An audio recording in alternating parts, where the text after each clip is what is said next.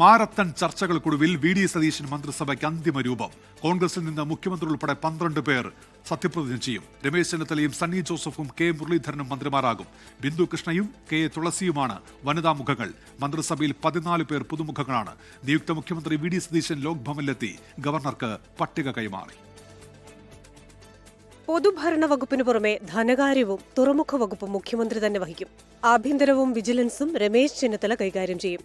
ആരോഗ്യം A.P. അനിൽകുമാറിനും വനം വകുപ്പ് T. സിദ്ദിഖിനും നൽകും. കെ മുരളീധരനാണ് വൈദ്യുതി വകുപ്പ്. M. ലിജുവിന് എക്സൈസും P.C. വിഷ്ണുനാഥിന് ടൂറിസം സാംസ്കാരിക വകുപ്പുമാകും ലഭിക്കുക.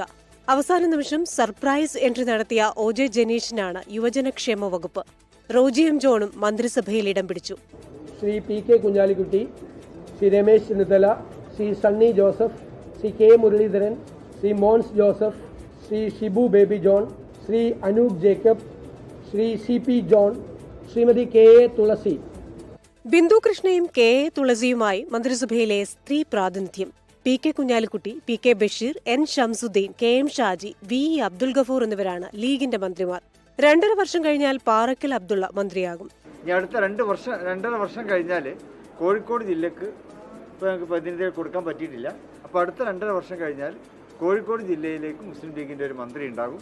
അത് ശ്രീ പാറക്കൽ അബ്ദുള്ള ആയിരിക്കും എന്നുകൂടി ഇവിടെ അറിയിക്കുക.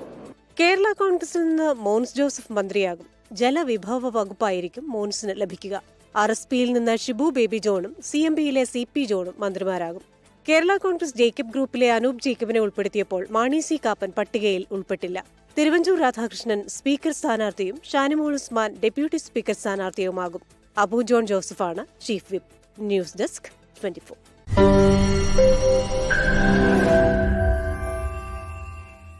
ലോകത്തെവിടെയായാലും ഏത് സമയത്തും 24 വാർത്തകളും ഓഗ്മെന്റഡ് റിയാലിറ്റി പാക്കേജുകളും എക്സ്പ്ലെയിനറുകളും വിശദമായി കാണാൻ ഞങ്ങളുടെ YouTube ചാനൽ നിങ്ങൾക്ക് സബ്സ്ക്രൈബ് ചെയ്യാം.